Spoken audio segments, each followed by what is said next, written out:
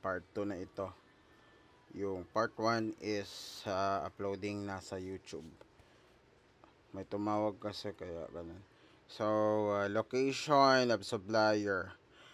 Ang location ng supplier natin is Davao, Cebu, and Manila. So, um, uh, focus tayo sa local lang. Bakit? Ito, not only reduce environmental impact, lowering carbon footprints, but also companies respond swiftly fluctuation on supply and demand, ensuring that these operations are hindered by long distance logistics. So kung mag-import tayo na ating mga breeders or ating mga starters sa ibang bansa, mag-cost ng a lot of investment like time, money, and then effort sa lahat ng bag aspect like transshipper, papers, mga ganyan. So, samantalang kung mag-ship lang or mag-buy lang tayo from neighboring cities is less effort, less i-invest na time, at saka less yung casualty kasi malapit lang. Seasonality, ito yung sabi ko kanina. Particular organic feeds may expense price fluctuation due to seasonal changes. For example, ang seasonal changes is yung mga holiday season, yung mga Christmas, and then New Year, at saka yung iba pang mga seasonal na demand o patok yung crayfish. Ito naman, production service process. Tank preparation, ito yung mga water tanks or cemented tanks na gagamitin natin para sa pag ng crayfish, or dito yung breeding area, yung mga ponds niya.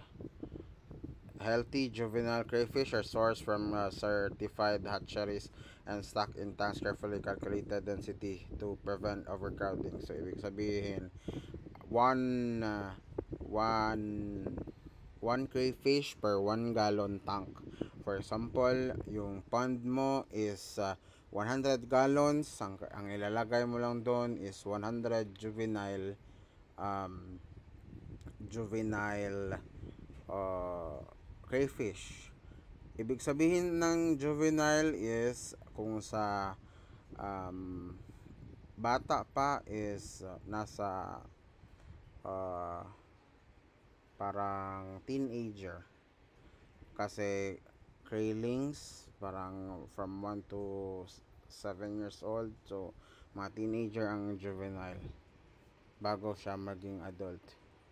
Feeding and maintenance. Aqua Cray feeds its crayfish high quality organic feed twice daily, ensuring that receive necessary nutrient to grow quickly and healthy. Pwede din naman pakain mga PO1, PO2, pakain ng mga tilapia, koi king, mga ganun. Growth monitoring, ito yung mga kailangan growth monitoring para maiwasan natin ang yung hindi hindi siya matagal siyang lumaki dahil sa kanyang mga environment, poor water quality, lack of filtration, lack of oxygenation, mga ganun. So, harvesting. Once the crayfish reach their desired size, they are harvested with care to minimize stress and damage. Sorted by size and weight image upon removal from the ensuring that only the best quality products are packaged for sale. So, ito na lang ang package.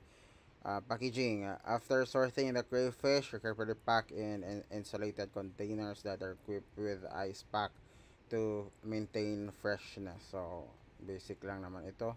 Distribution, kung paano mag-distribute sa restaurant, sa consumer, sa mga farmers, production service capacity, initial capacity. In the first year, AquaCray expands to produce 500 kilogram per month lang. Per month lang yan ha. The product targets such with use of 10 water tanks with each capacity of 50 kilograms of crayfish. 10 water tanks or cemented tanks like use of 10 cemented water tanks so each capacity to support 50 kilograms of crayfish. Future capacity increase tank capacity increase cemented tank capacity. So automation, ito yung mga automatic or mechanical system, mechanical draining system, water system, at saka filtration. Water quality is number one priority when it comes to aquaculture. It supports expansion. For example, balang araw, yung business is lalago. So, maging possible na may expansion siya. Training para sa mga employees para mas mapalawak yung knowledge ng pag-handle ng ating mga crayfish. So, ito naman yung floor plan. Ito yung sinasabi ko na water supply, mabibili ito worth 25,000. Ito yung mga breeding area dito. Sa breeding area, dito nagsaspawn or nagme-mate yung female and male. Pag may buried na, ibig sabihin yung buried, may egg na sa kanyang belly banda. Nasa labas kasi yung mga eggs nito. So ito yung sinasabi kong airline na para sa mga ano natin air supply. Ito yung compressor. So kailangan ng oxygen yung bawat cemented tanks natin at ito may water pipe din sila. Ito water pipe. Kailangan ito mga water pipe to, water to mag-produce ng mga water sa pond natin. Ito naman ang back parking area kung saan may mga bibili man, dito sila papasok.